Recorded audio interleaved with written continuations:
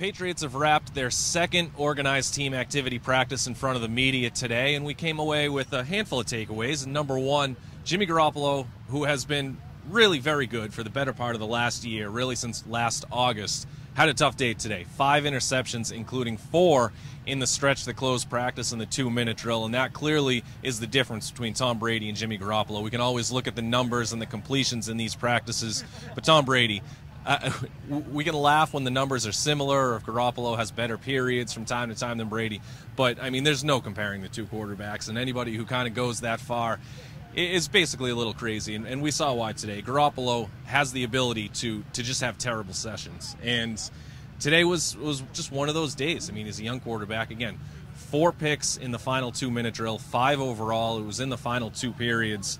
Some batted at the line, some that were behind a receiver, some that just were leading the receiver on a slant a little too much, and that's not good for a guy who could potentially be starting the first 4 games of the regular season. No, and this is it's non-contact. The offense here has clearly the advantage, and he forced a couple in, and earlier on in the 7-on-7s, he was really clearly taking his time and not wanting to make mistakes. Mm-hmm. But obviously in the hurry up, you don't have all day to look and look and look and look, and when he didn't have the time, he made mistakes, and that's going to be the one big key area for him if he does have to play in those 4 games or 2 games or whatever it is. The biggest thing for Jimmy Garoppolo is going to be to not make mistakes, and today wasn't a good sign. Second part of this, though, is Karen really thought the defense looked a lot better this week in comparison to the session that we saw last Friday. They got their hands around a lot of footballs. Logan Ryan had a tremendous day, a handful of pass breakups. Jamie Collins also returned to practice, so that kind of helped the situation too. He broke up a couple passes to Rob Gronkowski. So, again, a good day for the defense in terms of being around the football. Yeah, again, this is non-contact, so the defense is behind it a little bit, but you know what? They made it a little difficult for Brady and Garoppolo today. They were all over the receivers, and I thought, for the most part, the first team corners did a good job. Bradley Fletcher as well, but Ryan was all over the ball today. Whereas, last week I thought he got burned quite a few times by Julian Edelman in particular. Today, it was like night and day.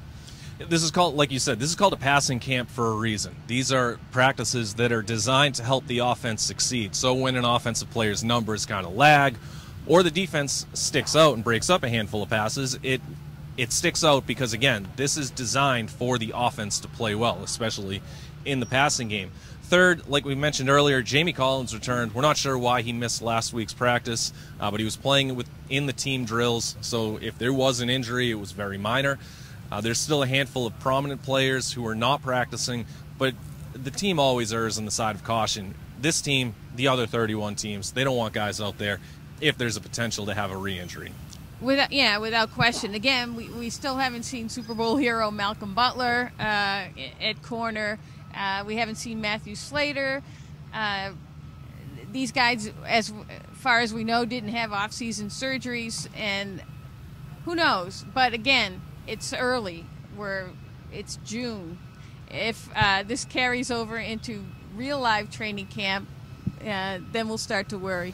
Yeah, Butler is a curious absence. Brandon LaFell, we're not sure why he's been out. Yeah, that's another one. You mentioned Matthew Slater. Matt Slater does have a history of sitting out stretches of practices in the off season.